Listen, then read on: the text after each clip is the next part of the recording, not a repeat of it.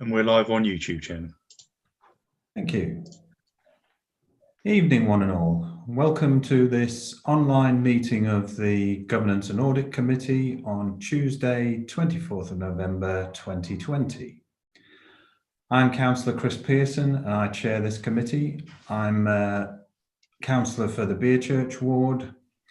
The meeting is being broadcast live via Zoom, over the internet and on the Council's YouTube channel, and will also be available to watch afterwards.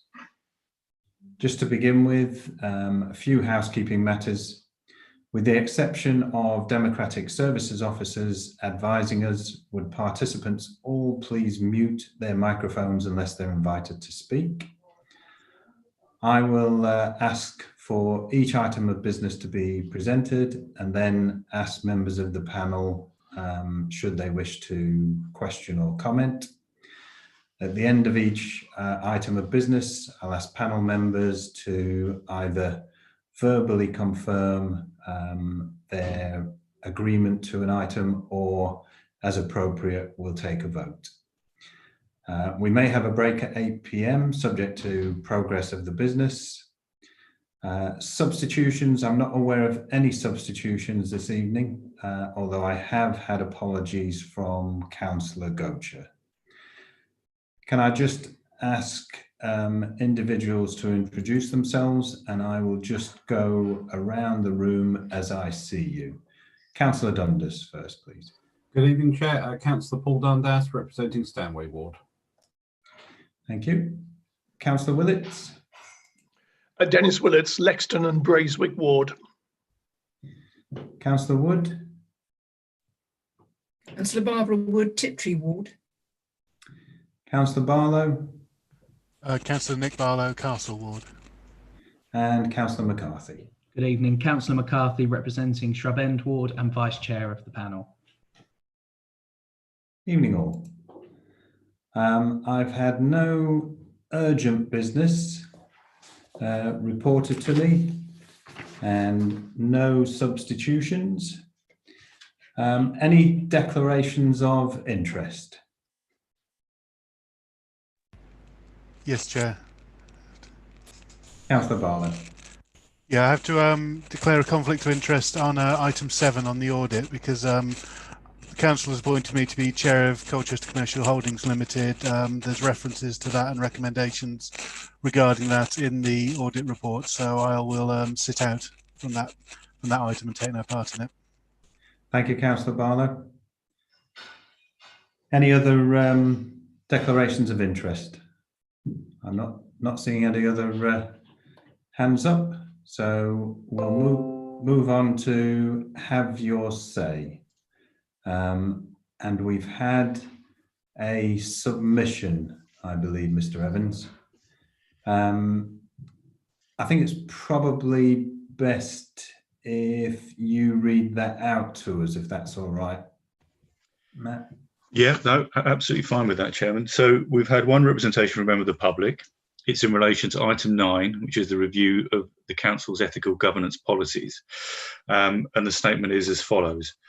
On the 21st of October 2020, the newly elected mayor sought further study, a process, by all elected members in relation to governance and concerning court case 9C00038.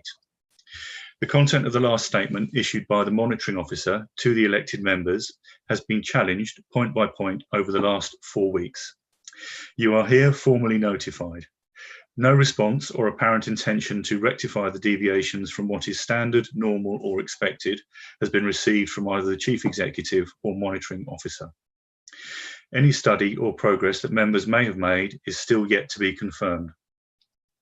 As the Council is committed to maintaining the highest standards of governance, and it is expected all activities will be conducted ethically, honestly, openly, and with accountability, can the members of the Governance and Audit Committee confirm for and on behalf of the Borough Council what governance process will be undertaken, and specifically whose remit it is under the government's arrangements, to investigate and account for the integrity of the monitoring officer's statement issued to all elected members on the 21st of October 2020. Thank you. End of the statement, Chairman. Thank you. I've had a look through the ethical policies, and to be frank, I can't see anything there that allows or provides for the Governance and Audit Committee to reopen. But I think at this point I'm going to bring the monitoring officer in just to restate the authority's position on the matter. Yes, thank you, Chairman. I'd just really like to restate some of the comments that I made to full council on the 21st of October and to which has been referred to in the statement. Claim 9C0038 was settled and concluded by the court by an order dated the 19th of July 2011. And claim E01YJ935 was struck out by the court as an abuse of process and concluded by an order dated the 11th of March 2019. Those are the facts of this matter. And Chairman, I have nothing further to add. Thank you. Thank you, Mr. Weavers. So I'm not proposing to say anything else this evening on this matter. I think that the Chief Executive and the Monitoring Officer have already responded at full council meetings, and we've heard a response again from the Monitoring Officer this evening. I'll move on to item 6, minutes of the meeting held on the 27th of July. Can I take those as a true record? Can you just indicate by nodding or showing hands? Yeah, thank you. So we'll take those as a correct record and move on to item 7. Item 7 is the audit of the 2019-2020 accounts. And I understand that Mr. Cook and Ms. Camplin from BDO are with us this evening to introduce. Should I begin then, Chair? Yes, please, Mr. Cook. I mean, this agenda item is to receive the external auditor's report on the 1920 account. So I think there have been some recent discussions which Lisa can either perhaps confirm that I'm not sure BDO have sort of satisfied themselves on all the audit issues and are able to finalise their report. So if that is the case, I think, you know, we would regretfully have to defer the item to the next meeting. Yeah, I agree. Just so checking that with Lisa. Perhaps it makes sense for me to invite Ms. Kaplan at this point to respond. Hello, thank you, Chair. It's Lisa Clampin, if I could just confirm for the minutes. So if I could just give you an overview of what's where we're at with the audit, because I think that there's a slightly pessimistic view, if what I heard when I logged in is anything to go by, about where we are in terms of the completion of the audit. So I'd like to put your concerns to rest. As you will appreciate, we have to produce this report sometime before the actual committee meeting. The way that this report has been produced is not uncommon, in that there are occasionally one or two things that are still being tied up or worked through at the time of drafting. And of course, we did agree the content of this report as it stands with you, with the members of the finance team, and in fact the chief executive before it came to this meeting. So I'm hoping that it was acceptable to you. Before you make any decisions about deferrals of anything, I think it would be absolutely sensible for us to take you through certainly what is page 41 in our report, that is page 57 7 of the pack that was sent out, which is the page that says what was outstanding at the time that we produced this draft. So before I hand over to Alison to do that, I would like to give you some headline messages. And the first one is that all of the audit work is complete. So we have completed the audit.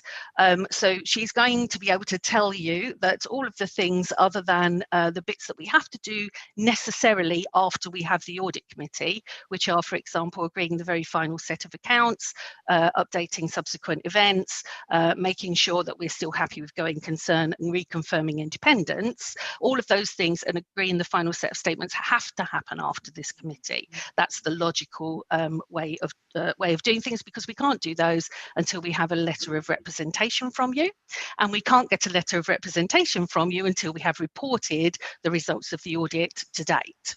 So that's the logical order of things. So at the time of writing, there were some things on that page that we hadn't finished, and mostly it was to do with looking at PPE valuation.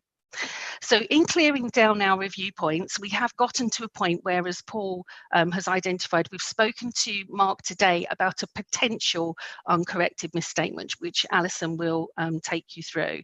And there is also an actual uncorrected misstatement, which we have agreed with the finance team, that has come to light since we drafted this report, which we have quantified, and Alison will talk you through that.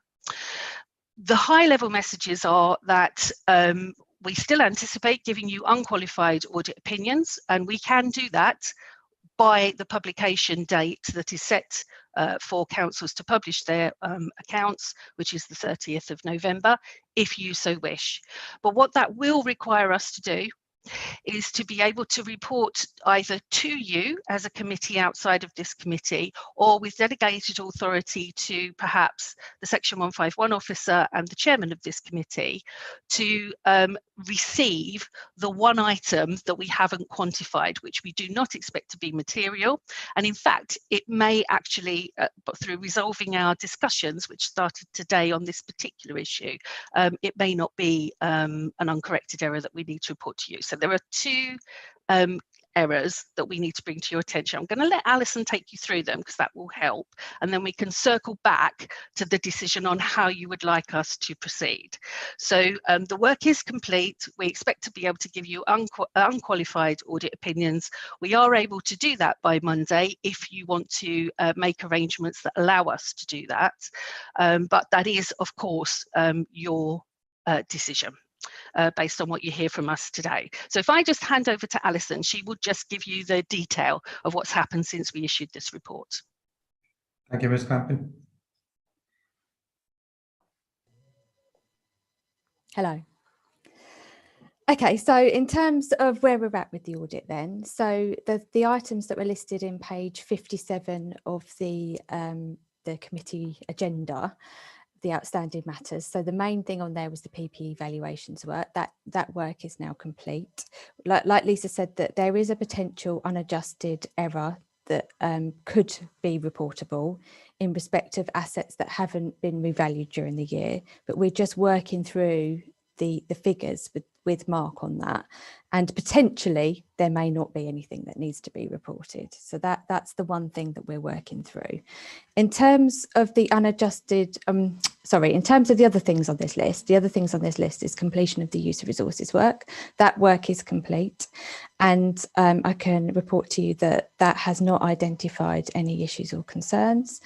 And we will update the wording in this report and send you a final report, which you can have all the detail for, either for the next committee or for a later committee. But just to let you know that the opinion that we intend to give on use of resources will be unqualified, and there are no issues coming out of that work.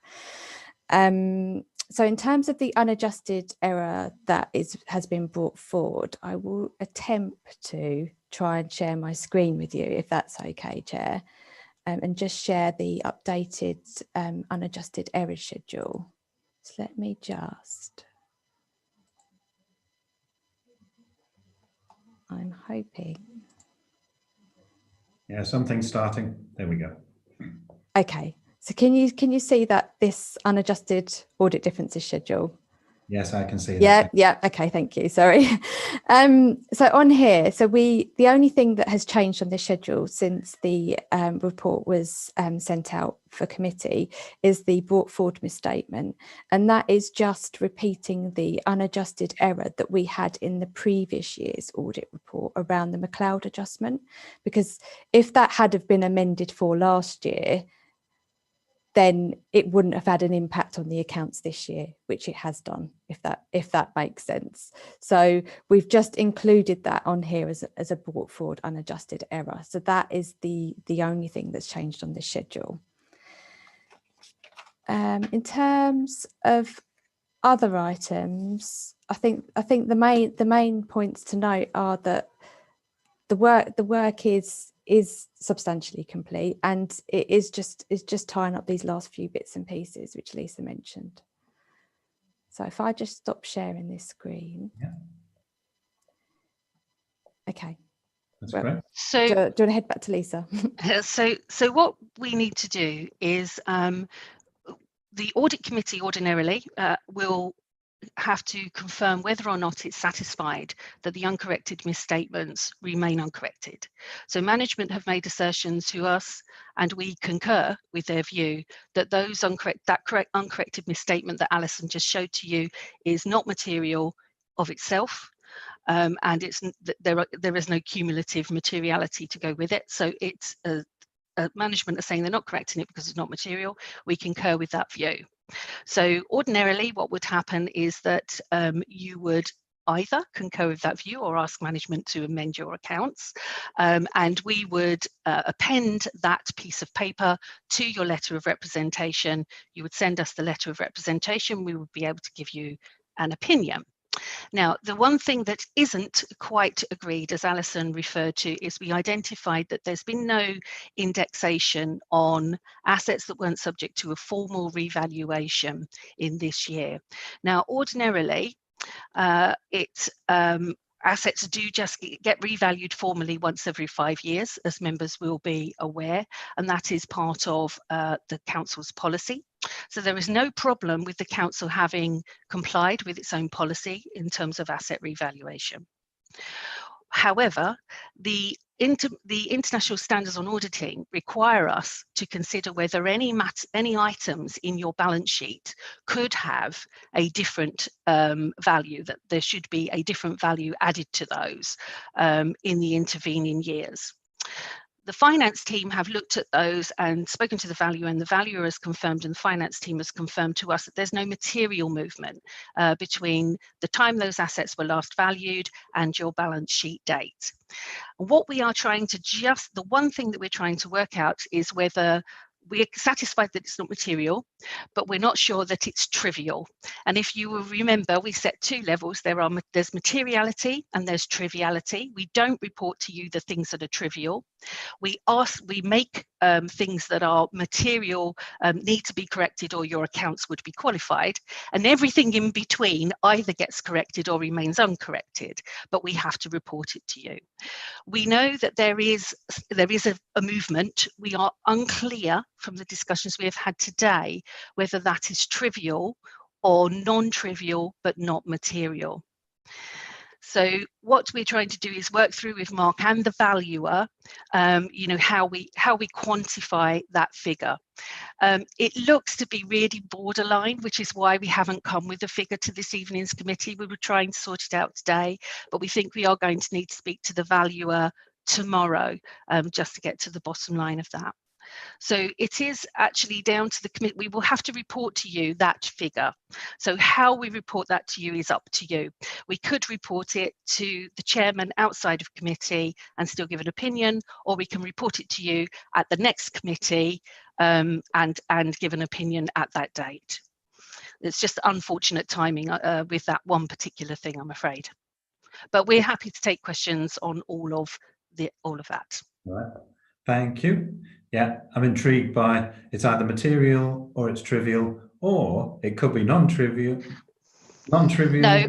And not material. No, it's not material. What we're not sure is if it's trivial. So what we're not sure is if we have to report it to you or say, actually, it is below the threshold at which we don't need to report to you. And it's because it's an estimate. Yeah, that's fine, thank you. I know, Councillor Willits, you've had your hand up for a while, but I think at this point I'd like to bring Councillor King in and probably Paul Cook, just to respond to one of the two of the things that have been said in the introduction from BDO, and then we'll take it from there. Councillor King. I mean, first of all, I want to welcome Ms. Clampion and the team. It is unfortunate that we're at sort of the knife edge of your meeting, Chair. But what I'm hearing is assurance, and thank you for it, that this really is, mustn't misuse language already used, marginal rather than trivial, and that we are so close to there that, for my part, I would bless continuity, closure. From what I'm hearing, we're almost there, and the delegation that is assumed, Chair, is your call with the committee, and so that you can conclude your business and we don't push BDO as well as ourselves past the deadline on the 30th of November. So I think that's my primary point. I love the use of language, and trivial or non-trivial, but either way, those sound fine to me. They're also important to us all, Chair. They also sound sensible. And that would be as important as anything else. So I'm all for pressing ahead for my part. All right. Thank you, David. Mr. Cook, is there anything you want to just add before I bring the committee members in? Well, thank you, Chair. I mean, you know, obviously we strongly believe there is a sort of fundamental issue with the accounts. We can appreciate it's sort of been a very difficult year for everybody to deliver timescales, etc. Sort of slightly raised blood pressure that, you know, we haven't finalised some of these matters, but c'est la vie. So yes, I mean, if the committee wants, you know, to continue and we can actually achieve signing the accounts up by 30th November, I think that would be in the authority's overall interest. But I think we need to learn from this, certainly next time, that, you know, we don't have this last minute situation. But let's continue if you feel that's the best way to go forward in the council's interest. Thank you, Mr. Cook. That's very helpful. Right, so I know Councillor Willits, you had your hand up. Just before I bring you in, I think just to come back to the suggestion, I'd just like everybody to keep that in mind whilst you're commenting or asking questions as well. The suggestion is that we consider the appropriateness of delegated authority to the Section 151 officer and myself to actually ultimately sign these off before the 30th of November. But we'll come to that at the end. I think for the moment, I'm just going to bring you in one by one to comment and ask questions. So Councillor Willits, please. Well, Chairman, my question has really been answered already, which is why my hand came down, and that was, given the timescales that are available, what are the sensible options to ensure that, as a sort of a lay committee who is not comprised essentially of people qualified in local government finance matters, that we have opportunity and time to consider whether the accounts are acceptable to the extent that we as non-qualified people can do that. And I think that was answered by that we're still heading for the 30th of November. It sounds a fairly technical point as to what is trivial and what is material and what's over the line and what's under. I felt that these are probably not the sort of issues I wanted to discuss this evening, based on the chart which came up earlier on, and I could hardly read. And at the end of the day, I mean, much of my view on whether we're going to accept these depends upon the advice given to me by our officers. And at the moment, it would seem that our officers are not in a position to give a strong lead to what the committee should do. I would prefer to be in a position that we did have a sort of a harmonious report from both the auditor and our officers about the acceptability of these accounts to be signed off by the Governance and Audit Committee. I'm quite amenable, and of course it's something we have done in the past when we had a much tighter June or July deadline, for having received an assurance that we are heading towards an unqualified position on the accounts, to give delegated authority to chairman and our officers to give on our behalf the final approval. If, on the other hand, it's not possible to agree that these were non-material, then clearly it needs to come back to the committee. So I'm quite happy to support the strategy that has just been suggested, provided it can be done by the 30th of November and we don't fall into default as an authority. But to me, the main issue is that we're still heading towards an unqualified set of accounts, which is jolly good news. Thank you, Councillor Willits. Councillor Dundas.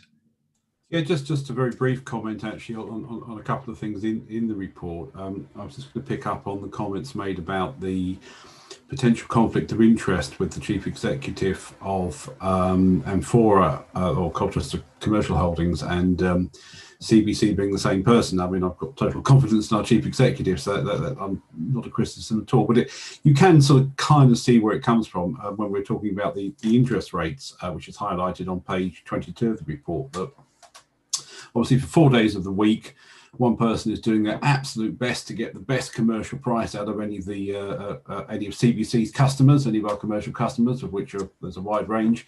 And then sort of on the Friday, they're doing their absolute best to screw, if I can use that language, the absolute best price out of CBC. And it's human. We're all human. It's not an easy position or an easy thing to do. So I think that is probably something we, looking for going forward, perhaps we need to think about.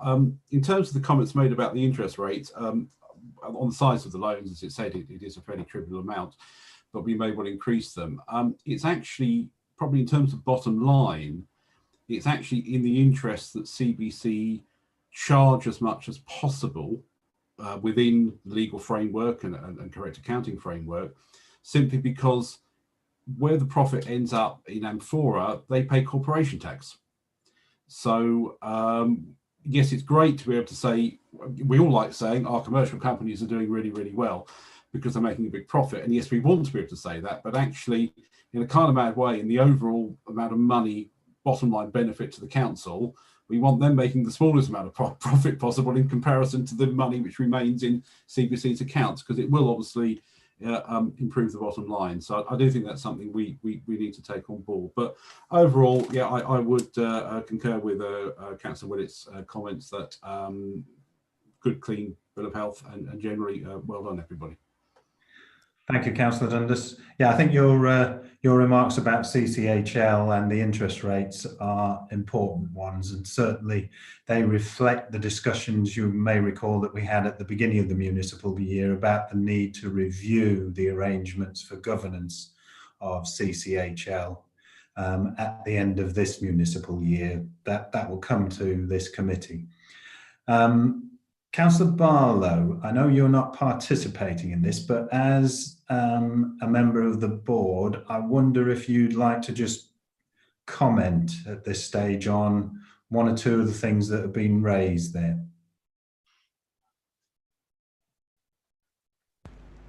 Thank you, Chair. I was going to pretend I'd gone away to the Lills. Yeah, I think there's a couple of points that have been raised there. And I know the Chief Executive / Managing Director has, after consultation with myself and others, has written to you and the Leader of the Council regarding his role, and specifically his role as a member of the board, and that is going to be addressed at our next CCHL board meeting, which is at the end of January. And the current discussion we're having is that he'll remain in the position as Managing Director, but he won't have a seat on the board, so that'll be taken by I can't remember his Paul Smith, and I can't remember his job title. Sorry. someone else can fill that one. But we're looking to move that so there'll still be an employee representative on the board and senior director role from CCHL on that board, but it won't also have that conflict of interest, which is the one thing the auditors raised. On the issue of the interest rates, obviously with my CCHL hat on, I think we want to keep that as low as possible, but I do understand the point Councillor Dundas made about the corporation tax. I think there's issues in there about all the sorts of things to do with state aid and also the responsibilities of the company director in order to maximise the profits of the company responsibility. But I think that's something that we can put into that wider discussion and how we take that issue forward. And obviously CCHL, we have another report coming back, so I'll be here sitting on the other side, this side of the table again in January when we come back, and you've also talked about the meeting at the end of the year. And there's obviously, I think, as the company has grown and developed, a lot of issues have come up that as we've gone along, we've adapted to them. Like we've adapted. The chair's position was originally the portfolio holder, and we've separated that one after recommendations. And I think as a company, we obviously are in that unique position of being separate from the council but tied to it. And so there are always going to be issues that we come across about that, because it is, I think, for the auditors quite an uncommon thing to discover, and it's a new thing for a lot of councils as we're discovering this. So we are open to discovering what the best practice is and adapting accordingly. Thank you, Councillor Barlow.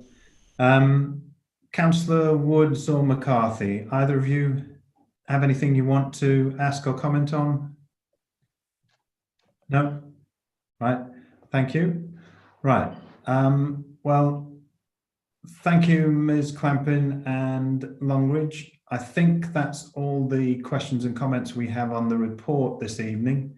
I know, as I've said, that this committee had discussed at the start of the year that we wanted to review the CCHL governance arrangements towards the end of this municipal year. So that was certainly in train. So you've highlighted again for us something that we're intending to do anyway. It's good to hear from Councillor Barlow that CCHL have already got some plans in place to address the issues that you've raised with us. And I think Councillor Dundas makes quite an interesting point about the tax situation and the interest rate situation. With that said then, and the fact that there are no further comments or questions, what I'm going to ask members to do is consider one, the thing that we had to consider today was to approve, but given that there are still one or two I's to dot and T's to cross, but also in light of what we've heard this evening, whether or not you're in agreement, and I'm going to ask Mr. Evans just to go around and invite you to vote one by one, whether or not you're in agreement to delegate the authority for that approval of the statement of accounts to myself and to the Section 151 officer. If I could pass over to you then, please, Matt. Yes, thank you, Chair. Councillors, I'll run through the list of those eligible to vote on this item alphabetically. If you could just indicate whether you approve the proposal from Councillor Pearson. So Councillor Dundas. Yes, approve. Councillor McCarthy. Yes, agreed. Councillor Pearson. Agreed. Councillor Willetts. Agreed. And Councillor Wood.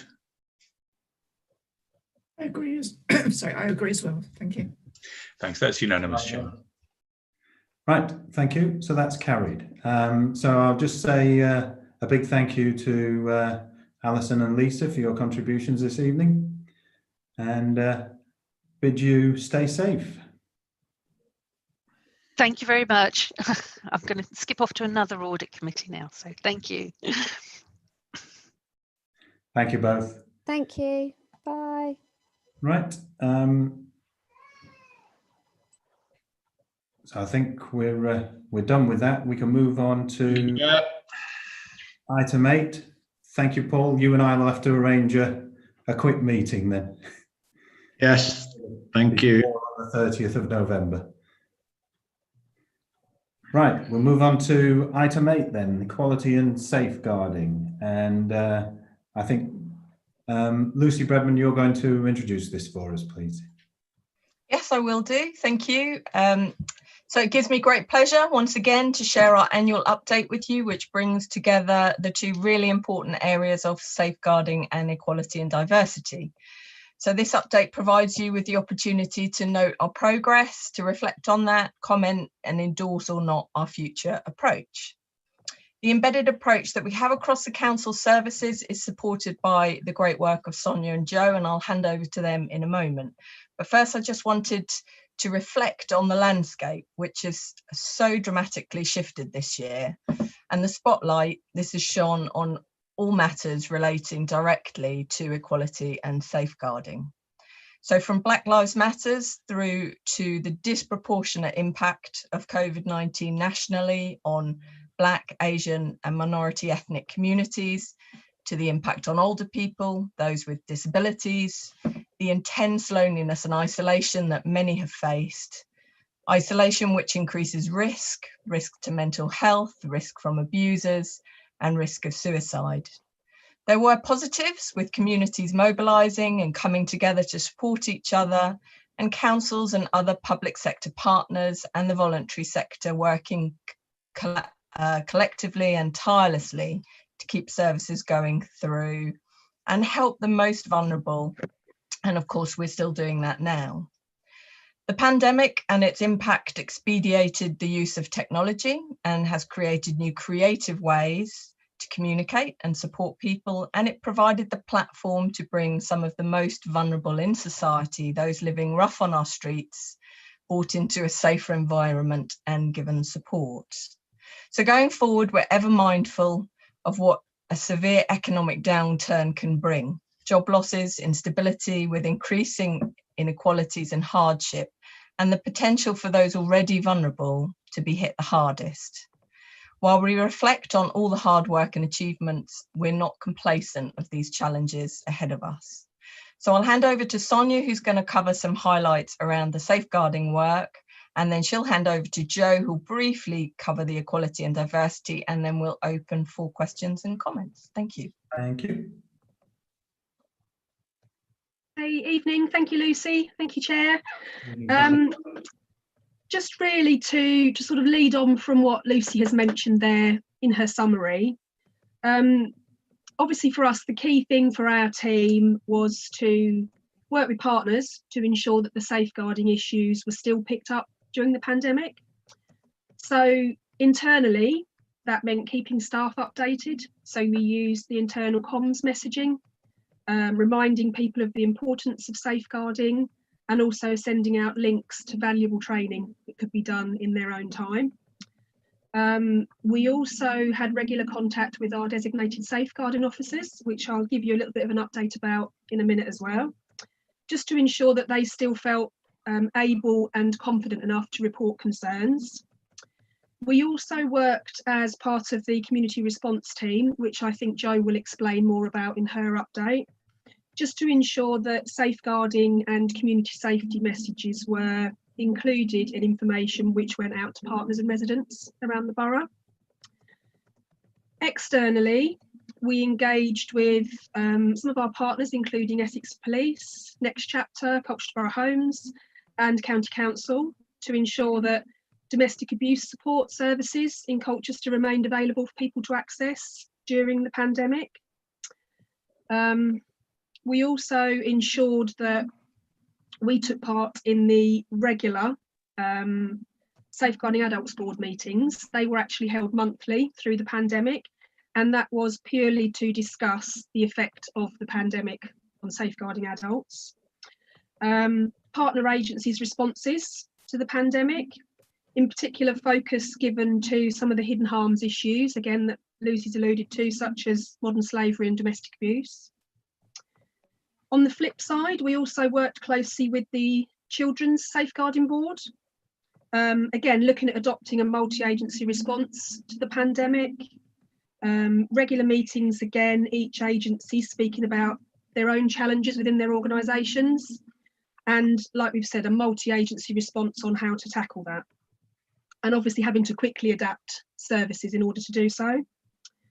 So again, as Lucy's mentioned, many organisations, including our own, adapted to the way that we had contact with vulnerable residents. More meetings conducted by telephone or by Zoom or Teams. Things like WhatsApp that we could be used for messaging or FaceTime, and also texting, which in many ways proved successful with our younger age group. And actually, some organisations reporting that that's been a better way of contact as they're not slipping off the radar. So there's been a lot of work put into making sure that that contact with vulnerable children on that cusp of becoming adults maybe, that might slip through the services. There have been other ways of making contact with those young people, including some really good work done by Ethics Youth Services, who developed a number of online activities for young people. Schedule was distributed to partners. So again, we had access to different bits and pieces that were going on that we could refer anybody that we felt was vulnerable. An example of how it kind of affected our team was we usually deliver what used to be called Crucial Crew, that's now called Virtual Crew, into all of the primary schools in Colchester. Couldn't do that this year as we had planned because the schools obviously were closed. So instead we liaised with lots of our partners, with the safeguarding boards, and we made sure that information that was relevant and that would have been available at Virtual Crew was available on our Safe Colchester Partnership website. All the schools were notified, and although it was kind of age appropriate for Year 6, there were also other tools on there that could be used for younger or older children. So we made sure the information was still available, by not going via the school route, but they could still access from home. In addition, we also supported many campaigns throughout the pandemic. One in particular was the Stay Safe at Home campaign, which was launched to help residents safe while they spend more time at home.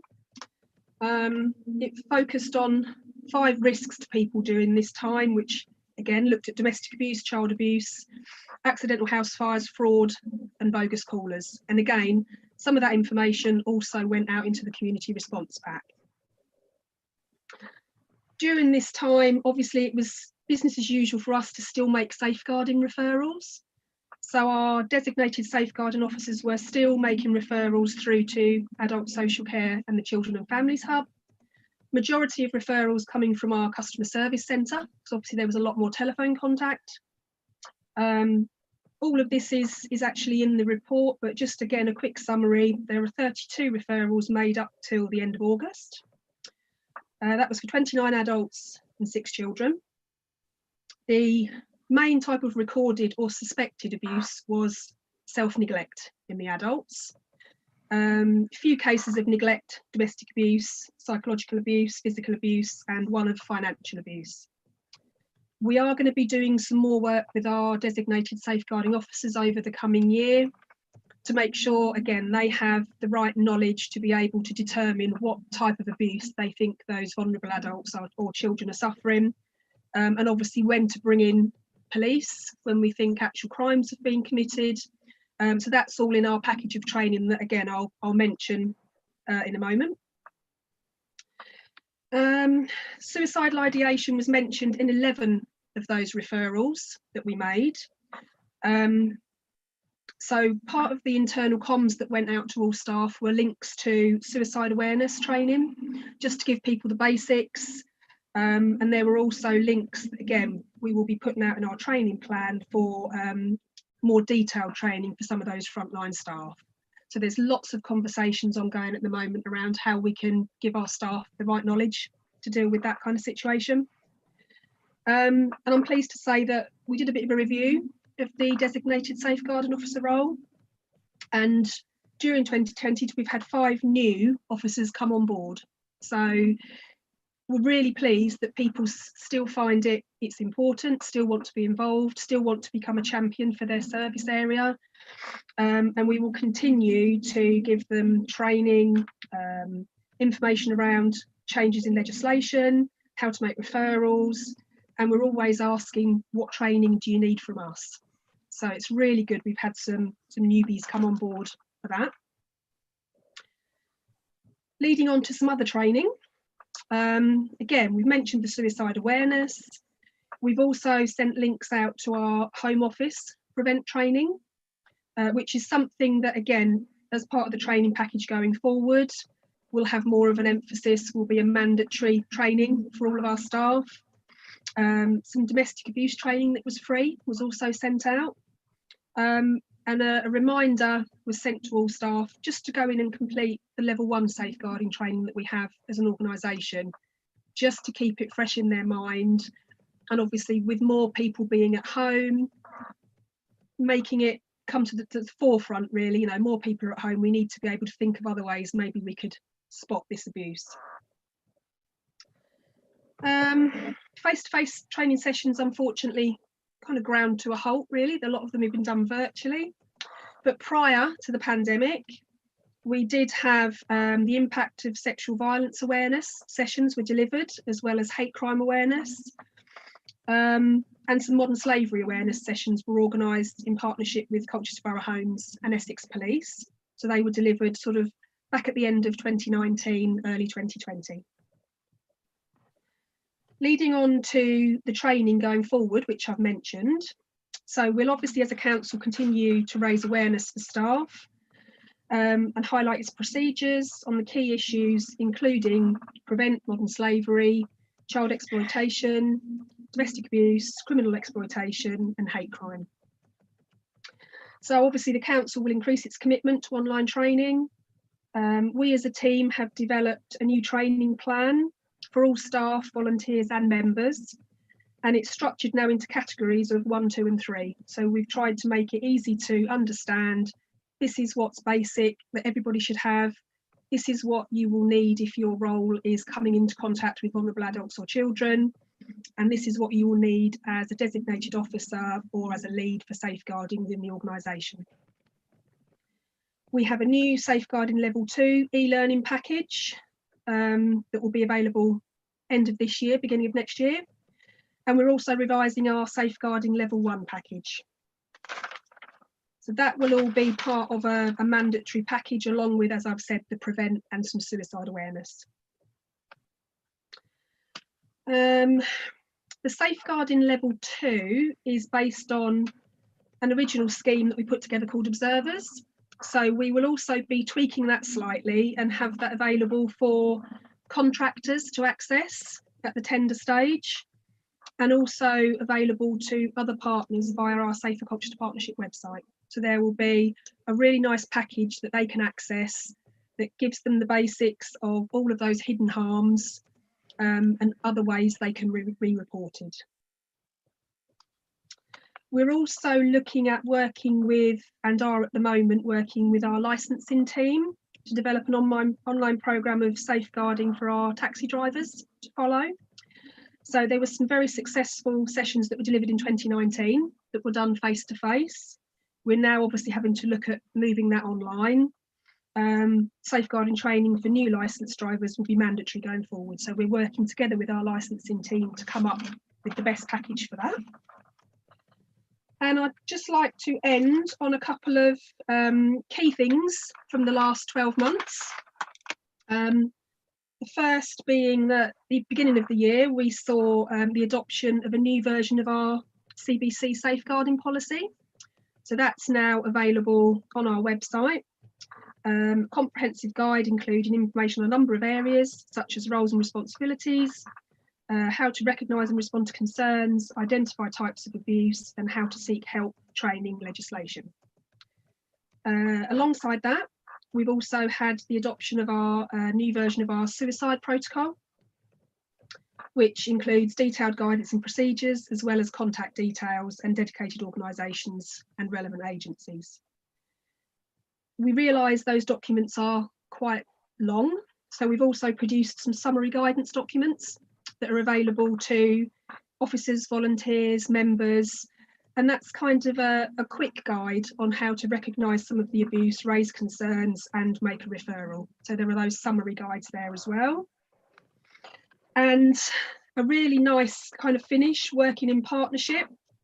We were successful in being awarded as the lead local authority a bid of over £500,000 from MHCLG for the delivery of the Together We Can project, which was a 12-month project to support a recovery refuge for women with substance misuse issues, community resettlement programme to support people to go back into community and safe accommodation, and providing specialist support for children and young people affected by domestic abuse. So that was a really nice project for us to initiate and lead on. And there's some really good results coming from that at the moment. So I think that's my updates. If that's okay, Chair, I will pass over to Jo. Thank you, Ms. Carr. Thank you. Evening, Chair. Evening, everybody. I'm just going to whiz through some key highlights really from the equality and diversity work that the Council has done over the last 12 months. As Lucy alluded to, I think the events of COVID have highlighted the pre-existing inequalities amongst some of our communities, and in particular amongst some of the protected groups such as our BAME and faith communities, people living with disabilities, older people and children. As Sonia's mentioned as well, the community response team was mobilised as part of the Council's response to COVID to act on the urgent immediate needs of the community and ensure that they had all the information and support that they needed during and at the start in particular of the pandemic. This of course included food and prescription collections. So it was evident that some of the protected groups suffered more than others. Therefore, the response team carried out local consultations with our BAME and faith communities to really understand the impact of COVID and, of course, the challenges that they faced. Feedback from these conversations showed that groups didn't have access to translated information, they didn't know where to go or who to turn to for help and support. The community response pack was created, and pleasingly I can say we're now on version 13 of the community response pack. So this was created to address these barriers and is still updated and circulated to this day. Alongside this sits a residents contact pack providing up-to-date contact information and advice for residents. These are both easily accessible on the CBC website and have been shared with many community groups and of course through our partners. Business as usual was slightly different this year because of COVID, but there have been many business as usual highlights across the organisation for our work that we've done towards equality, diversity and inclusion, showing the vast amount of work we do as a council. The Diversity Steering Group, which is made up of representatives from across each service of the council, provides an active forum for advancing equality for both customers and staff. We were thrilled to issue 250 activity packs to some of our older people this year, providing them with information, help and advice on how to be active at home and stay well during the pandemic. Colchester Castle was lit up purple in support of the BLM, so the Black Lives Matter movement. The museums showcased the LGBT histories during LGBT month. Staff in the customer support hate crime training. The disabled facilities grants were once again issued to help sustain independent living for some of our residents. And Colchester Leisure World continue to provide a broad range of activities such as swimming for adults and juniors with physical or learning disabilities, the women only sessions, and of course a Learn to Swim programme for over 1,000 children. Training for equality and diversity is key to ensuring staff and members remain up to date and equipped to promote equality, diversity and inclusion. In total in 2019-20, 108 members of staff and members completed the equality and diversity training course. Many of these were new recruits to the council.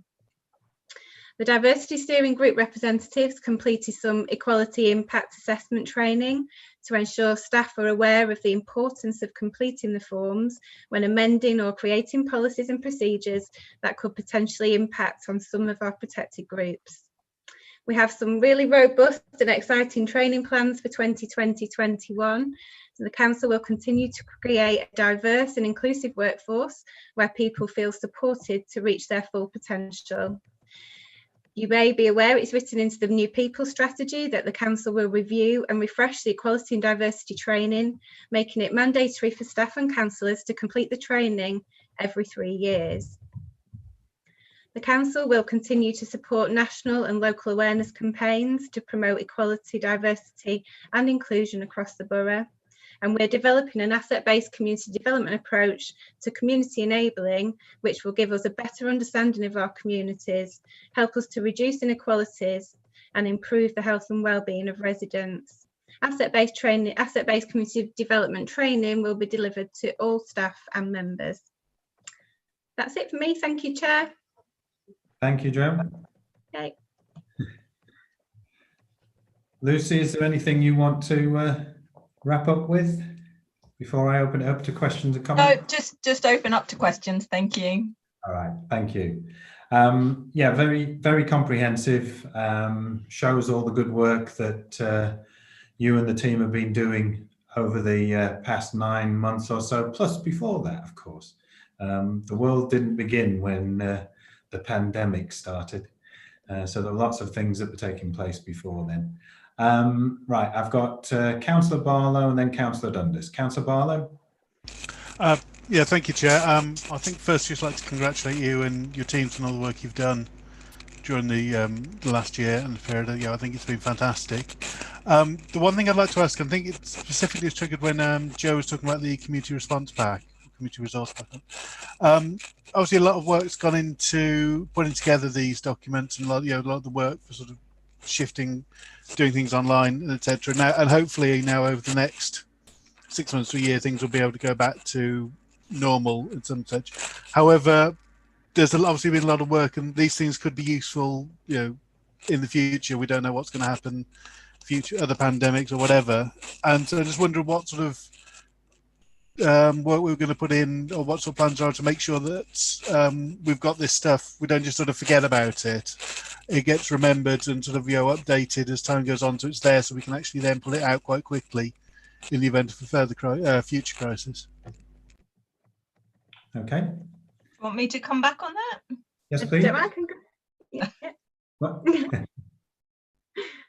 So all I was going to say is that I think the community response pack has been a long-awaited tool, really, for us and our communities, and we certainly won't be letting it get out of date now that the huge amount of effort to get it where it is has been taken. I think it was just that initial step of getting all that information together was so foreboding. The pandemic kind of gave us that burning platform where we needed to do it. But for the asset management or based approach that Jo was talking about, it's going to be a really, really vital tool so that everyone, has access to the information about where they can get help and support. So I think you have our commitment. As long as we've got a team, then we will carry on making sure that is kept up to date and available for people. Thank you. And I was impressed we're at version 13. Did you want to come in, Jo, with anything on that? No, I just echo exactly what Lucy was saying. There's no plans to stop producing that at all. I say the main bulk of the work was done right at the start, which was a mammoth task for the team, and one officer in particular. But yeah, no, we've got no plans to stop doing that. We will ensure that's maintained, providing we've got the resource to do that. So, yeah. Thank you. Councillor Dundas. Thank you. Yes, I'll echo everybody else's comments, really. So thank you for a really comprehensive report, loads of information in there. And I would agree on the community response packs. They've been really, really useful. I was a bit worried. I think version 13 was issued very close to Friday the 13th, but we'll gloss over that. There's and certainly I would support continuing with something along the same lines. There's not many things good things have come out the last few months, but there have been some, and that's certainly one of them. My only real question is, you picked up on training. Now, obviously, we're doing safeguarding training online at the moment for necessity, but have we sort of any feeling or gut feeling as to how effective we feel the online training is versus in-person training? You know, if we were to pick a figure out the air, we're saying, well, it's 80% effective or 100% effective, because obviously at some point we'll have the option of going back to face-to-face, and then we can actually make a judgment as to whether, you know, how much is online and how much is face-to-face. I just wondered if there's any way we monitor that, or any gut feeling, really. Interesting question. Thank you. Lucy, do you have an answer? Yeah, I can come in there. I mean, I think there is it's horses for courses with training. There are some real benefits with doing it online in that you can track who's done it and who hasn't done it. So I think when we're talking about the organisation as a whole, potentially counsellors as well, it does give us an opportunity to get a kind of blanket awareness to everybody. And if the training is good, and I think that's why both Joe and Sonia have talked about looking at the training, continually updating it. If it's good, online training has a way to test you as you're going along, to check that you are learning, and it can be an incredibly powerful way of covering off the organisation. There is more detailed, in-depth training when you start dealing with people, that I do think it's really important that we have different mechanisms. Now, you can still use virtual training to do that, but probably in smaller groups, more ability to talk. But one of the areas I really think we do need to reflect on and get back to is with the equality and diversity training that we used to do face-to-face, in very small groups. I think there was an opportunity to have some quite difficult conversations that it's quite hard to have online. And some of those conversations are where you can pick up on potential unbiased issues that people may have that they don't even know they have, that you can challenge in a careful way, because you know, I think we all have certain certain biases we don't even know are in us, and it's not about telling people they're right or wrong. It's about having, well, sometimes it is about telling them they're wrong, but in many occasions it's just about having the right sort of conversations with people that get them to check and think about their opinions and their, you know, some of that unbiased learning that's been with them for their whole lives. So I think the answer there is we would like to get back to some form of face-to-face training, absolutely, for the minority, but for the majority, the online stuff works really well and will be the way we go forward, and actually hasn't changed because of the pandemic. We've been doing that for some time now, just because of numbers of staff that we have to get through.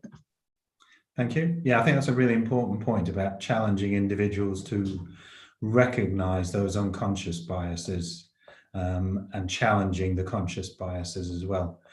I know in my day job, I do adult and child safeguarding training. I have to update it annually online with online training, but that's augmented every 3 years with a face-to-face training package, which obviously at the moment is a virtual face-to-face training package. But Councillor Willits.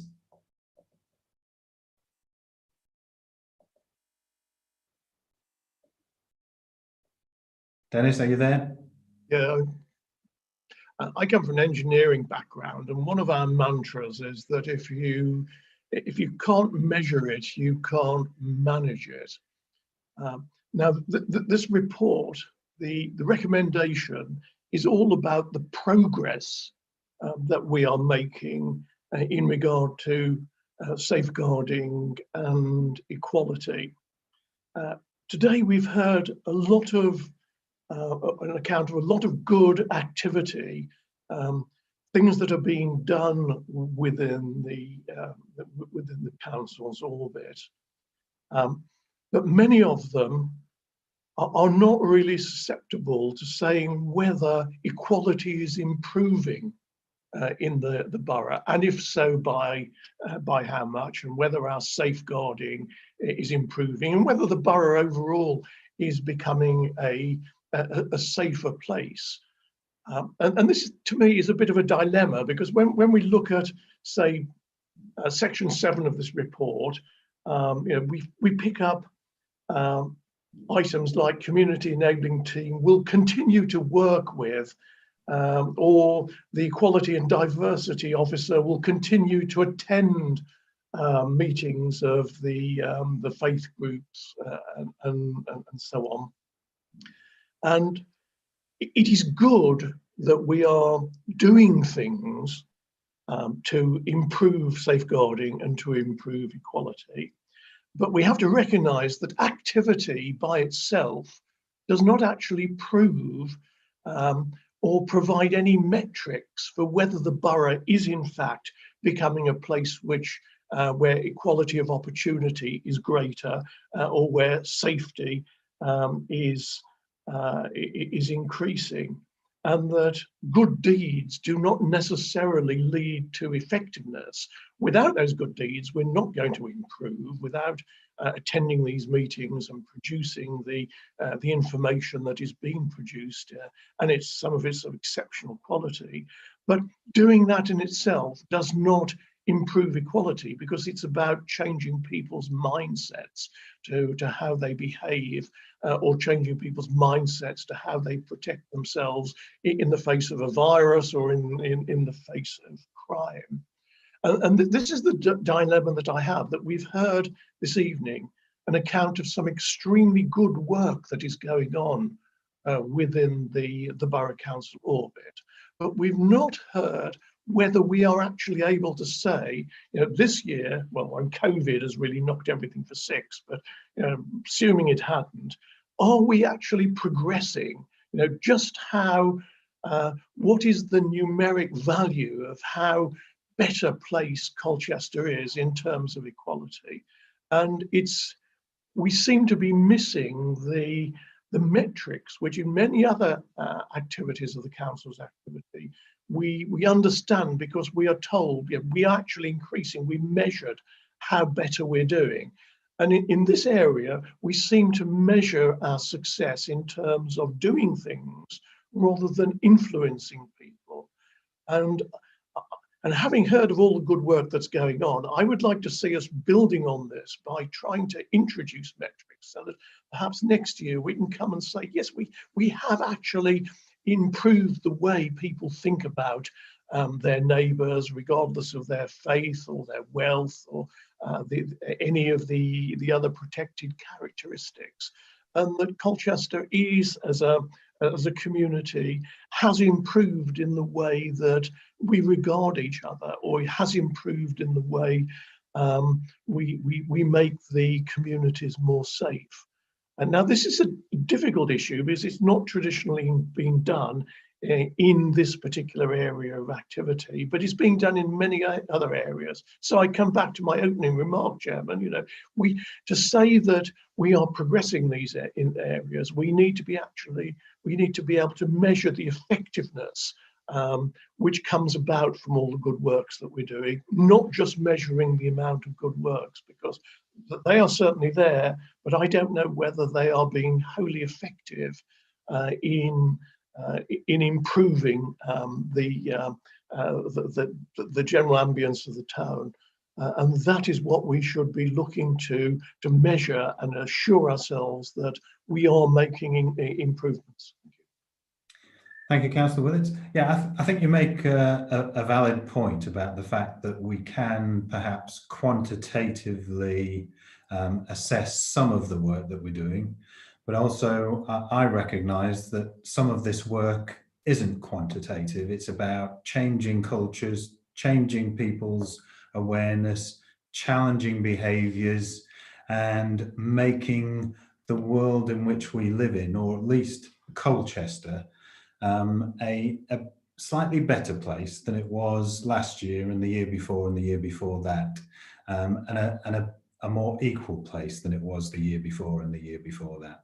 I think we also have to recognise that these are multi-agency activities, aren't they? So they're not just in Colchester Borough Council's gift to manage and to coordinate and also to report back on. But I think it's a fair point, and I'm sure that there are some specific metrics that we can expect from Lucy and the team next year when we have a report. I'm mindful of the fact that we could quite easily look at our recruitment figures, for instance. We could look perhaps at who's using some of our welfare services, or who have we provided support to over the 12-month period. So I think, yes, there are ways in which we could measure some of the things that we've done. So I'd like to just task you and the team, Lucy, with maybe going away and looking at that. The one area for me that I've become aware of in the last week or so are some figures that have come out suggesting that the male suicide rate in Colchester is particularly high. I mean, the data that I've seen suggests that it's been higher in Colchester for several years now than it has been in any other district in the county of Essex. So I think for me as well, that's something that I would like to see us having a look at to determine whether or not there isn't something we could do as Colchester Borough Council to address that and to reduce the very high levels of male suicide that we appear to have in the town. I'm presuming, Dennis, that's still your hand up from before? No, Chairman. It was just a continuation from your remarks and clarifications. I was thinking of something much more fundamental. For instance, can we not go out and survey the black and minority ethnic groups each year? Get someone independent from those who are giving the advice and actually ask them, do you think Colchester is becoming a more friendly place to live? Perhaps we should be going out to those who have protected characteristics and asking them, do you believe that as a result of the council's work, your lot in life has actually become easier, more pleasurable, more acceptable? And I think we should be looking for those independent metrics so that we have we can complete the circle. We're doing things, we believe the things, in fact, we know the things we're doing are worthy and helpful, but we should be getting real feedback from those people who are having the difficulties with equality, difficulties with leading their life with a protected characteristic. And I would like to see, something greater than just a bit of ad hoc feedback. I would like to see some more feedback from the people we are trying to help and improve, and that should be used to set our goals for future years and to make it entirely within the Borough Council or the partners with which we work. Do you think we've done well this year? Yes, of course. We put in a lot of effort. We've produced new ideas, new schemes, new documents. We're always going to say, yes, we're doing better this year than we were last year. But that isn't the real feedback I want from the people whose lives we're trying to improve. Thank you. Councillor Barlow. Yeah, thank you, Chair. Joe. Just to say in response to Councillor Willits, if he can come up with a way of doing that would identify the effects of the council separate from that of, say, the county council, the government and other organisations over which we have no control, I'd be very interested to see it, because that's something that political science would be very fascinated to find. You can just isolate the effect of one agent, one council on that sort of issue. And so I think it's trying to sort of research like that would be wasting a lot of time and effort. I think there are ways to do that, but I think that sort of imagining you can magically conjure up a survey that will give you those answers, I think would be foolish. All right. Thank you, Councillor Barlow. Lucy, I'm just going to bring you in to wrap up then. Thank you. So, yeah, I just wanted to come back on a couple of those issues. And you're absolutely right, Councillor Willits. The report doesn't cover some of the things that we do already do around surveys. I think Jo in her verbal update did give one survey that we certainly did very early on in the pandemic, responded to very, very quickly, which was led to the community pack being put together, led to us putting information out in different languages, led to the food packs that were going out, having specific food in them for communities that needed different types of food for their diets. So we absolutely do that. And I think it's a really good point going forward. We're obviously missing something if we're not sharing with you some of that really qualitative information that we do gather together, which feeds what we do, how we do it. So we had a state of life survey, which we did with Essex County Council. That's now in its second phase, a raft of information from that. We had a survey done that we commissioned through Anglian Ruskin University, which looked at assets and what impact loss of those assets had on the members of the community that use them, many of whom were very, very vulnerable people. So again, we've got the quantitative outputs of those, which we've used.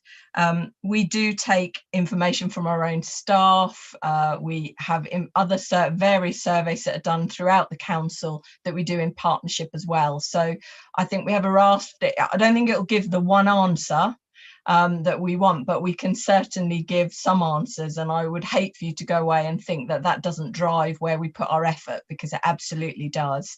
But we'll make sure next year that we put a lot more of that information in the report for you, so you can see where we get our evidence base from.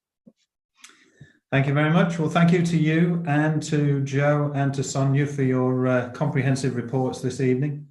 We're just asked to note and review the approaches, and I think we've done that, and then to endorse the approach that's set out in paragraph 7 of the report.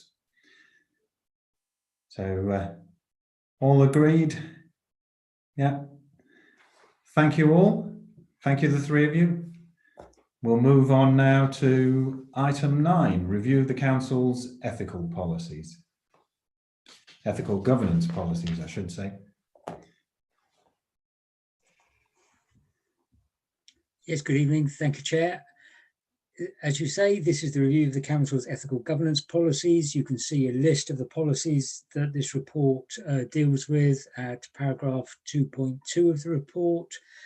Just as a reminder, the ethical governance policies are the key policies which set out the standards of conduct and integrity that the Council expects of councillors, staff, partners, suppliers and customers when conducting council business.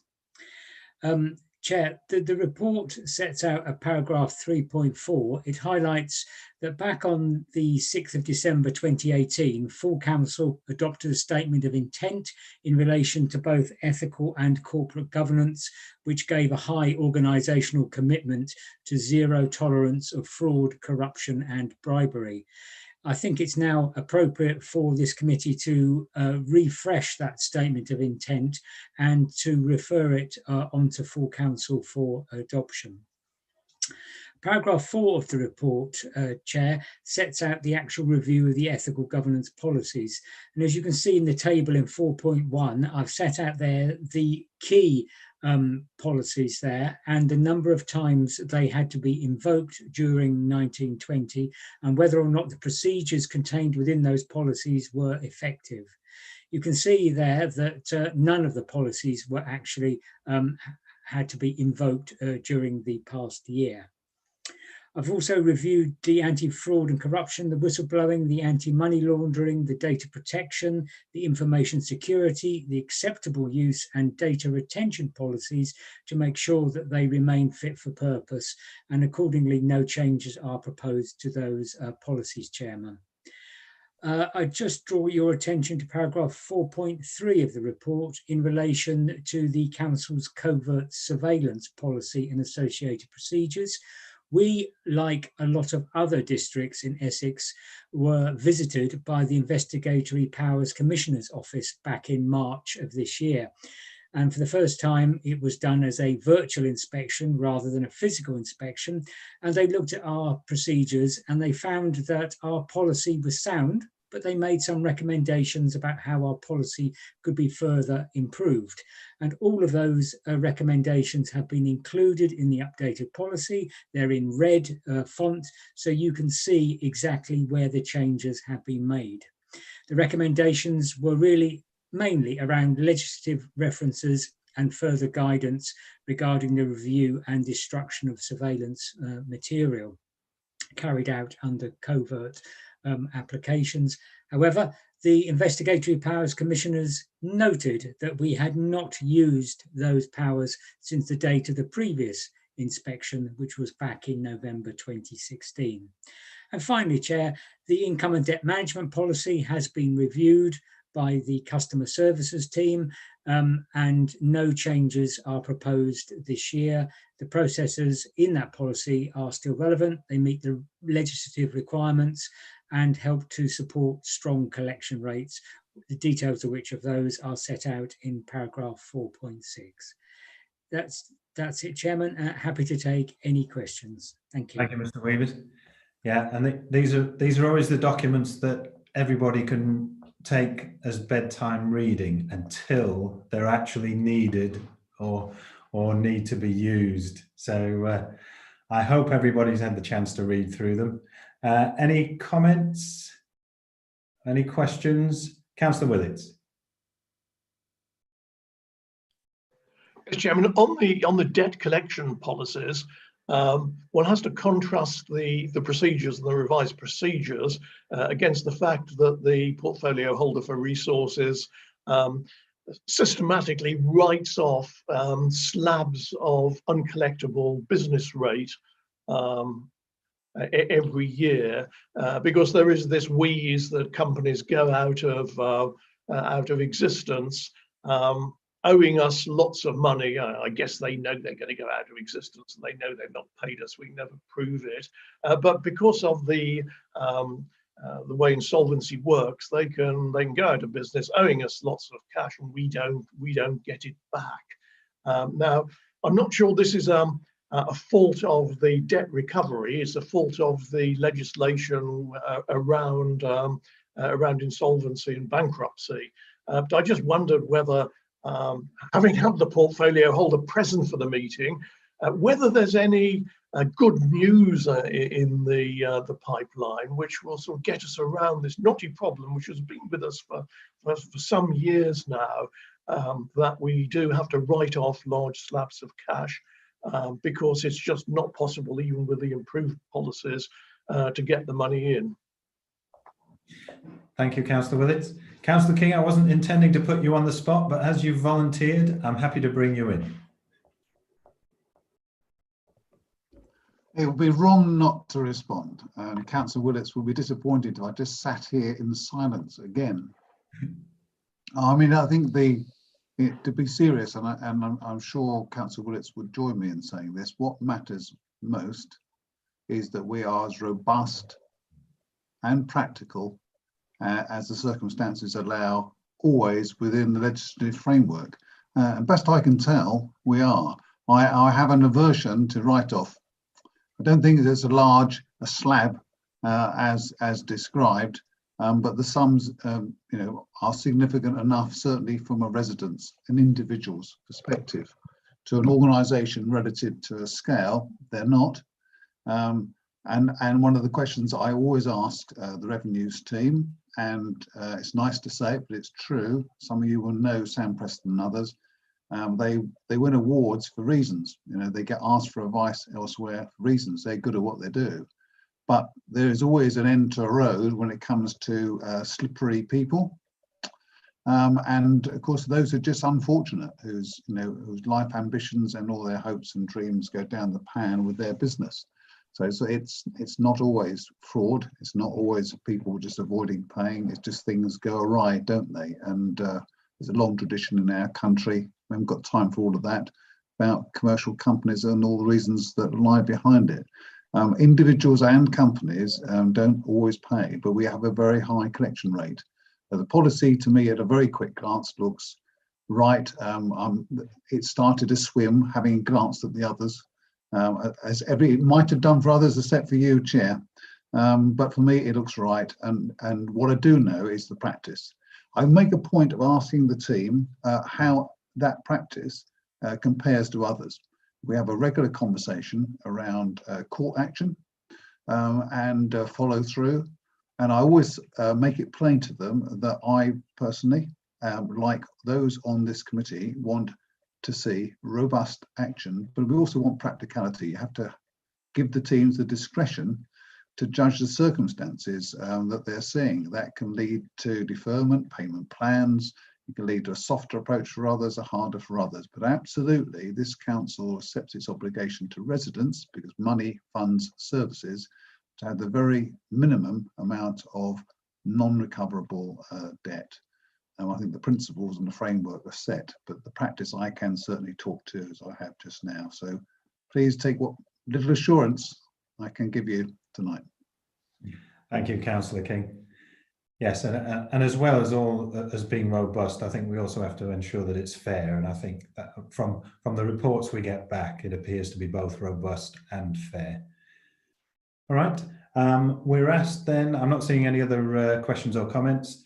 We're asked in 2.1 and 2.2 to recommend to full council that it adopts the statement of intent in relation to ethical governance and to review the revised policies. I think, Matt, we'll need a named vote on this one. Yes, Chairman, that is the case. Our members, I'll run through the list as usual. Can we start with Councillor Barlow, please? 4. Councillor Dundas? Yeah, agreed. 4. Councillor McCarthy? 4. Councillor Pearson? 4. Councillor Willits? 4. And Councillor Wood? 4. Thank you. That's unanimous, Chair. Thank you all. And that moves us on to the item 10, annual review of the Members' Code of Conduct and Localism Act arrangements. Andrew, you're introducing this one again, I believe. Yes, thank you, Chair.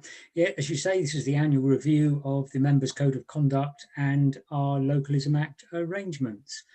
You'll recall that each authority is required to have a code of conduct, which is based on the Nolan principles of public life, and also under the Localism Act to have a set of arrangements in place for dealing with allegations where complaints have been made that councillors have not adhered to the code of conduct. And you'll also recall that our arrangements apply to all the town and parish councils in the borough. The only review change I have suggested to the Code of Conduct and have it actually included in the Code of Conduct is as highlighted in paragraph 4.6 to amend the code to reflect the fact that we actually review it annually. We've done that for a number of years, but the code just doesn't say that, so I've just added that in for completeness. The arrangements themselves have been reviewed, and I believe that they do appear to be operating satisfactorily, and I would suggest that the committee keeps them under review and makes any necessary recommendations to full council in the light of any experience that we have during the year. Appendix 1 to the report sets out the annual review of the number of allegations received during the year, and you can see that the number has gone up since the previous year, but there are no underlying trends on the basis of the complaints that would give rise to any particular concern. You will see that 5 of the 6 complaints were from members of the public, 1 from a parish councillor. There were no referrals to the committee, and you'll see the outcome of all 6 of those complaints were that they merited no further investigation. Finally, Chair, I would just draw the committee's attention to paragraph 5.6 of the report, which just reminds you that back in your meeting in July, you considered a report on the Local Government Association's consultation on its proposed model code of conduct. As agreed, I submitted a response on behalf of the committee to the LGA. What's happened now is that the LGA is now considering those responses and will be sending out in the next few months, I think, its proposed model code of conduct and inviting councils to consider whether to adopt that new national model code of conduct or not. So, Chair, at this point in time, I can't say whether or not we should do that, or I would be recommending that we do that, but just to give you a heads up that it will be coming in due course and the committee will need to make a decision down the line. Thank you, Chair. Thank you, Mr. Weavers.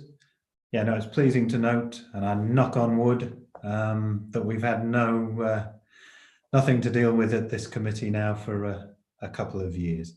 Any questions or comments?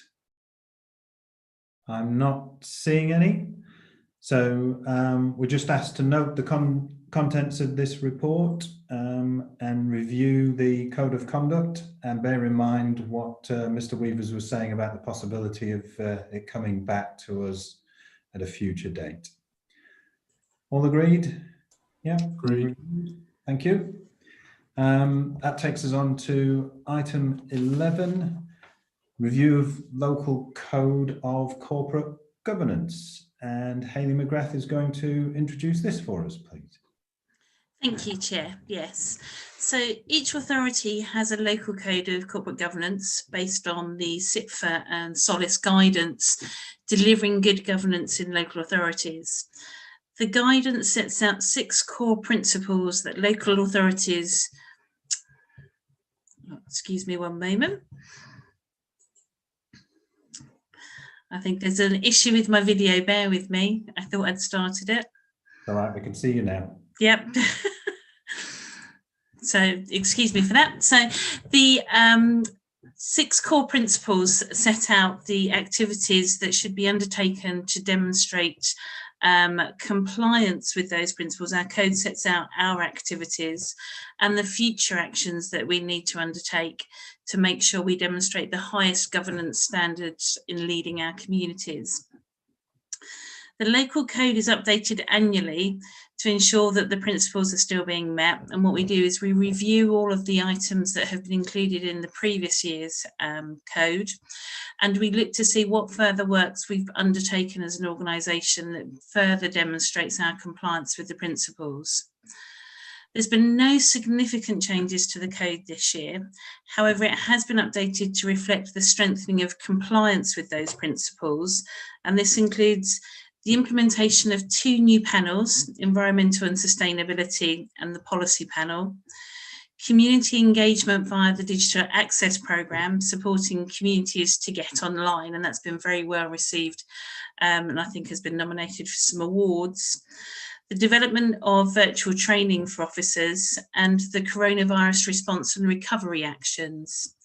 So it's requested that the committee review the updated local code of corporate governance for 2021 and recommend to full council that the updated code be approved for inclusion in the council's policy framework. Thank you. Thank you. Right. I quite liked the definition of governance that's in 3.2. It's something that perhaps we should remind ourselves of from time to time. Any questions or comments on the report, councillors? No, I'm not seeing anything. So we're asked to recommend to full council that it's approved for inclusion in the council's policy framework with the amendments that Hayley has already alluded to. Again, Matt, I think because it's going to full council, if you could just take the roll call. Yeah, certainly, Chair. So councillors, usual routine, please. Councillor Barlow. 4. Thank you. Councillor Dundas. 4. Councillor McCarthy. 4. Councillor Pearson. 4. Councillor Willits. 4. And Councillor Wood. 4. Thank you. That's unanimous, Chair. Thank you all. So that takes us on to the item 12, review of member officer protocol. We're back to Mr. Weavers. Yes, thank you, Chair. So if you recall, we have a member officer protocol, and that provides the framework for good working relationships between councillors and officers. We have an annual review of the member officer protocol, which I've undertaken. You last considered the protocol actual meeting on the 26th of November last year. I've had as I say, I've reviewed it. I've considered it to be operating satisfactorily, and Chair, I am not suggesting any changes to the protocol this year. So Chair, I would just invite the committee to consider the protocol in accordance with paragraph 2.1 of the report. Thank you. Thank you. Any questions or comments? I'm not seeing any. So again, because we're asked to include it in the council's constitution and agree it, Matt, if you could just take the roll call, please. Sure, Chairman. Councillor Willetts is indicating he's raised a hand. Yes, I've just seen that now. Councillor Willetts. I mean, I still have unease about the relationship of members and officers, where officers are asked to take strategic decisions. In the good old days, we used to have a fairly clear delineation. Officers would advise and members would decide. And under those circumstances, it is very easy to see the protocol and what should be in the protocol between members and officers. Is an issue I raised last year when we discussed this, and I still feel that I just have a little bit of unease about it. When a strategic decision, as opposed to a day-to-day running a service department decision, is delegated to an officer, or where that decision makes its way to one of the companies of which, say, an officer is a director, I'm not yet convinced that our current protocol quite encapsulates the way we should behave. When a councillor takes a decision, be it the leader or a portfolio holder, we can publicly challenge not just what is said, but also the judgment of that councillor in proposing or coming forward with a recommendation or taking a decision on behalf of council. And I believe it's right we should be able to challenge the judgment as opposed to the process by which that particular decision was made. The actual, the essence of what it is that is being proposed in that decision. If a decision is taken by a leader or a portfolio holder, we have that ability and that right to challenge the judgment.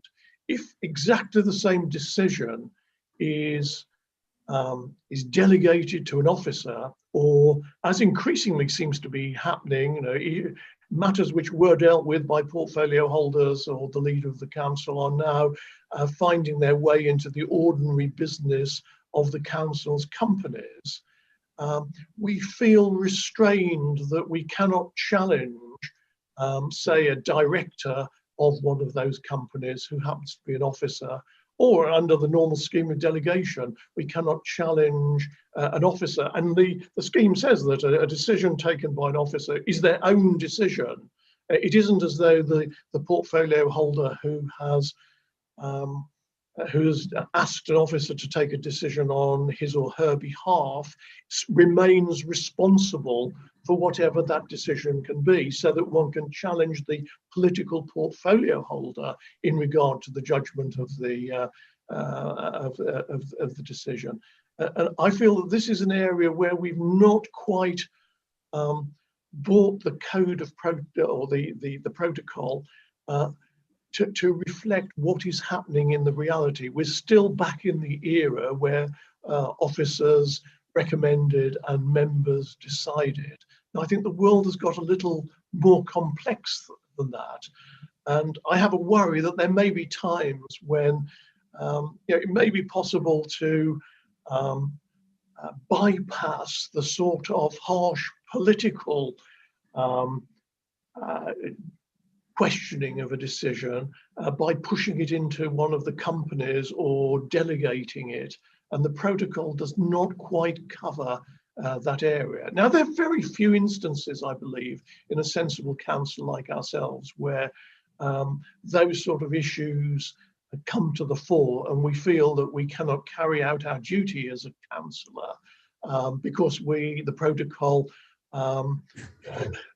prevents us from challenging in a way that we would like to. But I think we should still consider the possibility of that and I don't know, perhaps there should be a sort of a third category of entity in the protocol. That is an officer who is acting as a pseudo member and is taking decisions where members may wish to challenge the judgment. But at the moment, that is not in the protocol. I see it as a difficult area. I'm not quite sure how it would be done, but there again, it's not for me to advise the council. It is really for our monitoring officer to try and get his head around these difficult issues as we change the way we do business. Thank you. Thank you, Councillor Willits. Yeah, I'm not as taxed as I know you are by this, because when I look at paragraph 2, it's quite clear. Officers advise the council, cabinet, panels and committees. They implement decisions of the council, the cabinet, panels and committees, and only make decisions under powers that are delegated to them. Ultimately, it's for members to determine what powers are delegated to officers. So, you know, I think we do have the decision-making powers that you allude to. Councillor King. Thank you, Chair, and thank you, Dennis. I do understand, sort of in the feel of things, that there is something different in the way which we work compared to years past. So I do understand kind of why you might see it as you do. I just want to sort of say very briefly, because Chair, you've said it, from a perspective of a cabinet member, I feel responsible. You know, my portfolio responsibilities are very clear. There's no exceptions to it. I may find it challenging in the sense that the organisation has differences of brass plate outside it. But as in today, you know, I'm talking to officers and they're briefing me and updating me on issues across that division.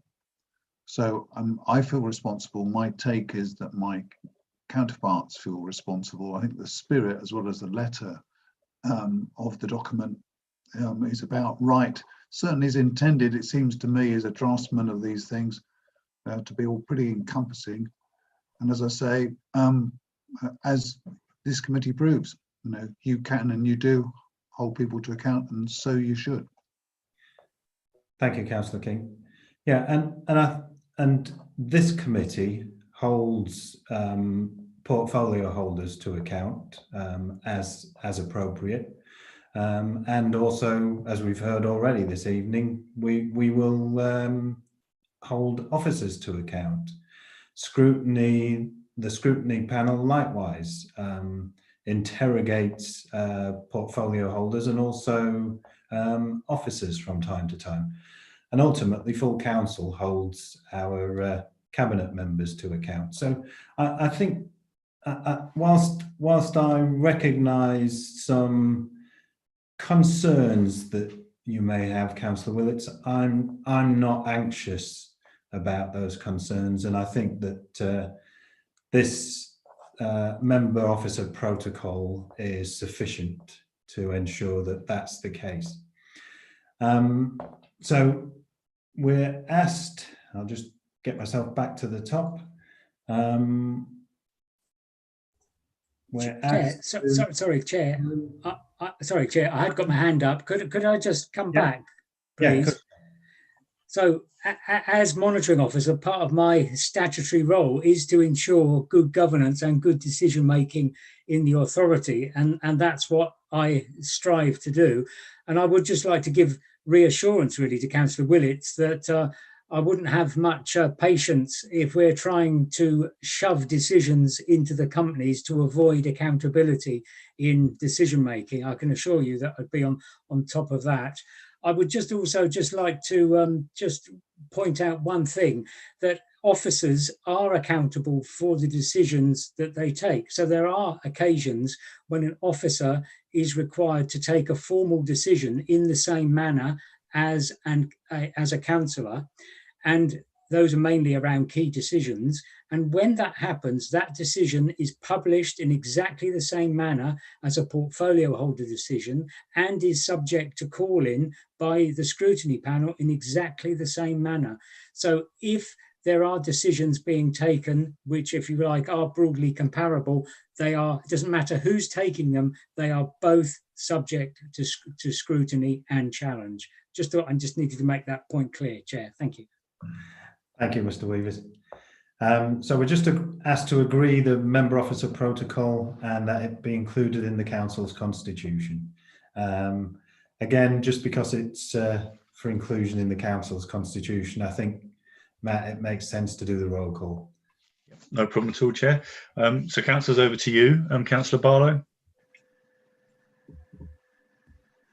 Yeah, agreed. Cool. Councillor Dundas. Yeah, agreed. Councillor McCarthy. Agreed. Councillor Pearson. Agreed.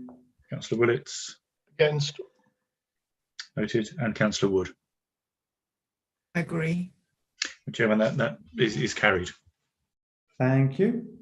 Thank you all. And that moves us on to the Gibson Hospitality Review of Guidance for Councillors and Policies for Employees. Again, Mr. Weavers, you're introducing this for us. Yeah, please. thank you, Chair. This is the annual review of the employees' gift and hospitality policy and the guidance for members. We review this every year. I have reviewed both documents and I haven't got any changes to make to either. They both seem to be fit for purpose. The only thing I would just mention in relation to the level of gifts and hospitality for councillors, you recall in the LGA model code, they had suggested that that should be at the value of £25 and not £50. But we've made representations that we believe that £50 is more of an appropriate level in line with our existing code of conduct. I can assure the committee that I haven't received any notification of any councillor receiving any hospitality or gift in the value of £50 in the past year. Thank you, Chairman. Thank you. Councillor Dundas. Yes, sadly, this is a policy which really troubles me. All I was going to say is I note it says it tries to define between establishments used by a local business community and extravagant meals at exclusive venues. I don't know if the sort of definitive list exists of which establishments in Colchester fall into which category. But all I was going to say is that if one needs to be compiled, I'm sure the Governance and Audit Committee could be at the forefront of researching that. Thank you, Councillor Dundas. Councillor Willits. Chairman, I'm a killjoy by nature. I don't know why, but I am. I can not really understand why any councillor should be accepting hospitality. It's always a very dangerous line to cross when you accept any inducement from anyone, and it matters not whether it's 1 penny or £50 as far as I'm concerned. I mean, if anyone wants to buy me lunch and talk about a planning application, my answer will be no, regardless of whether the lunch is for £49 or £51. Perhaps I'm too much of a Puritan, but I really don't see why councillors should be accepting any hospitality or any gifts at all. I think we should have sort of zero tolerance. We can do our job, we can take our decisions, we can run the council without accepting gifts. And while I'm not going to vote against this, I just voice my own concern that I don't really see why anyone's accepting anything. It's not needed. Thank you, Councillor Willits. I tend to agree with you, but I suggest you might want to have an internal discussion with your group leader, given his previous comment. That was a joke. I appreciate that, Paul. All right, so we're asked to approve the attached guidance and also for it to be included in the Constitution. So again, just because of that, I think, Matt, if you could do the roll call of members, please. Yeah, certainly, Chairman. So Councillor Barlow, please. Agreed. Councillor Dundas. Agreed. Councillor McCarthy. Agreed. Councillor Pearson. Agreed. Councillor Willits. Agreed. And Councillor Wood. Agreed. Thank you. That's unanimous, Chair. Thank you all. And that moves us on to the final item, the work programme for 2021. Anything, Matt, you want to draw our attention to? No, Chair, not really. The only thing that is the only substantive change has been the movement of the Treasury management items from this meeting, and they've been pushed forward to the January meeting for reasons which will, I'm sure, be clear to members this evening. And other than that, no, if members are happy to note, that will suffice. And just so members of the committee are aware, I've been asked if it's okay for scrutiny panel members to attend that meeting, and I'm quite happy for them to do so. Right. Any questions or comments about the work programme? No? I take it that's agreed then, and that's the last item on the agenda. So thank you to everyone for your contributions this evening. Thank you, Matt, for organising us so well as usual. Good night and stay safe, one and all. Thank you, Chair. Take care. Good night.